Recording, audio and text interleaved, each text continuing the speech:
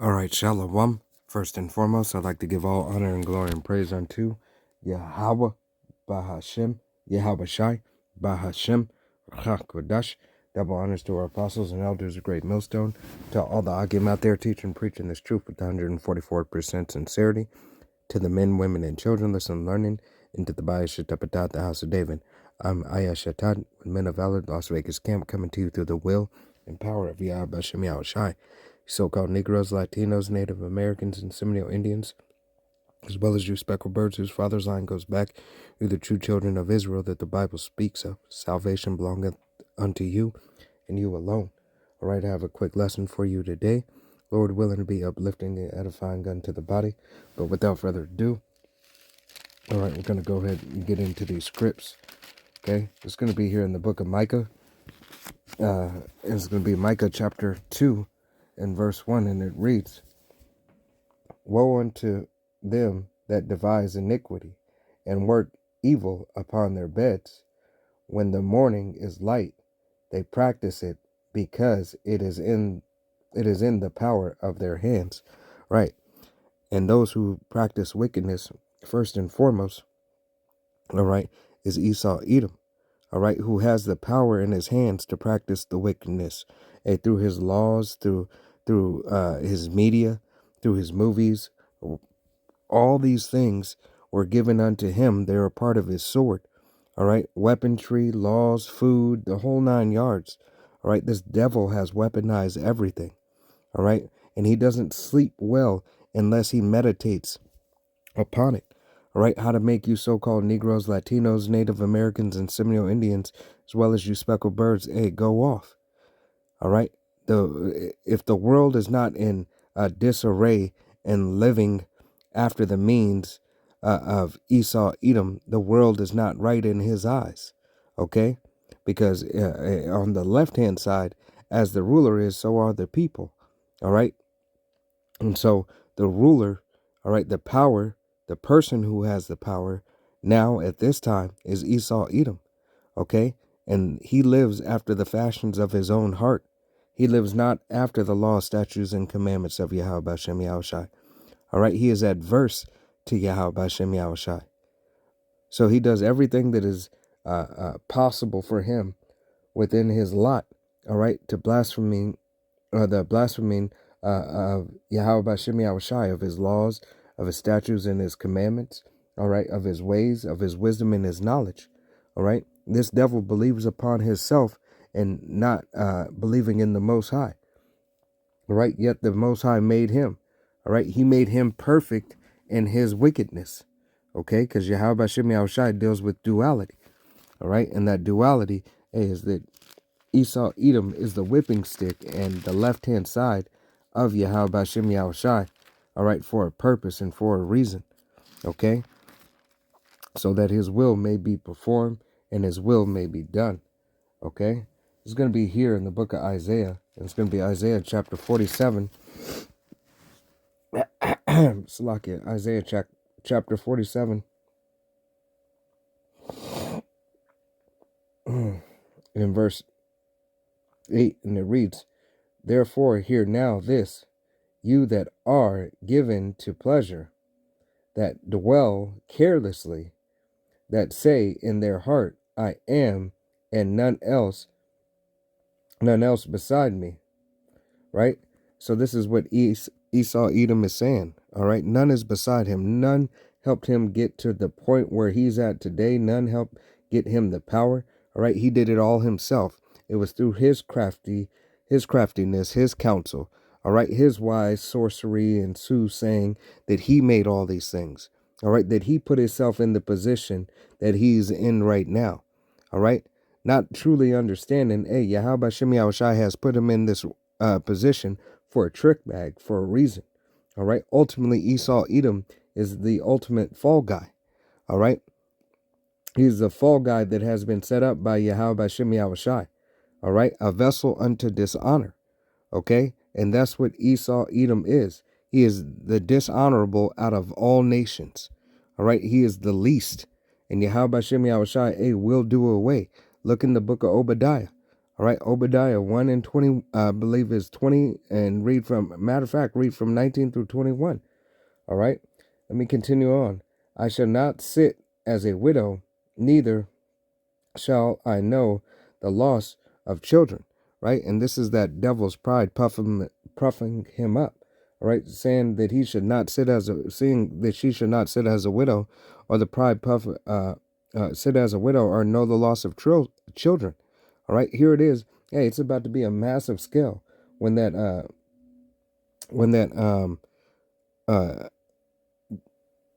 war, all right, is implemented. WW3, all right, when those letters start going out into the mail to your sons and your daughters and everything, hey, you'll know that loss in one day, okay? Because Yahweh Hashem Yahushai deemed it so. He deemed it what? Necessary. He deemed it necessary. Why? Because of the atrocities, all right, that have been committed unto his people, unto his name, unto his nation, all right? First and foremost for his name, all right? But this devil has continued in the ways after his own heart and not in the way of Yahweh Hashem Yahushai, all right?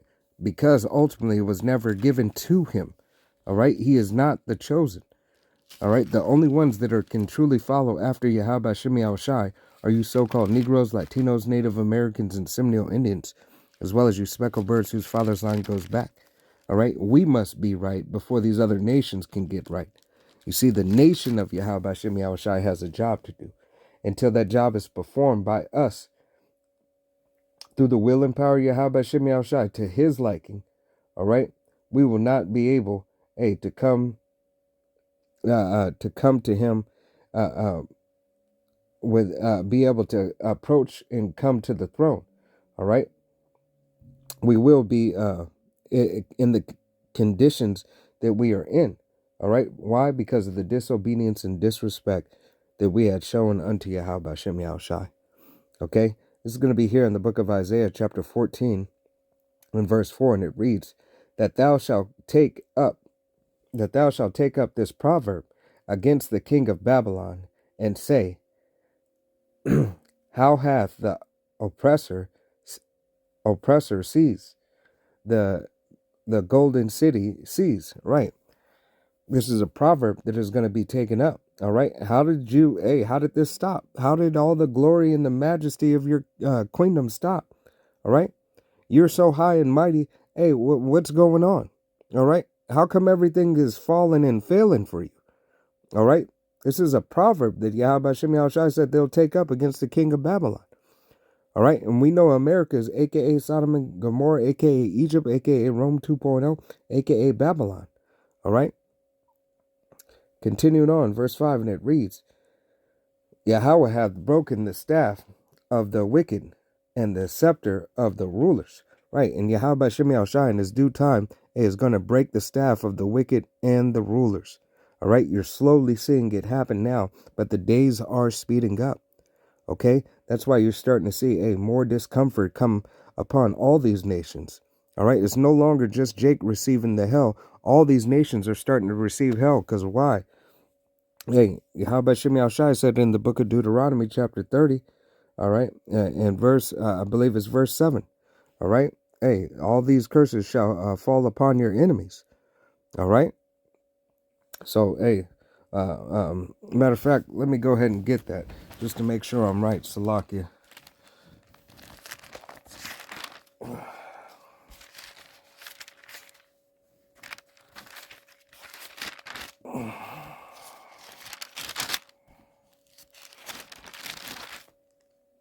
Yep, 30 and 7, and it reads, it's Deuteronomy chapter 30 and 7, and it reads, and Yahweh, thy power will put all these curses upon thy enemies, and on them that hate thee, which persecute thee.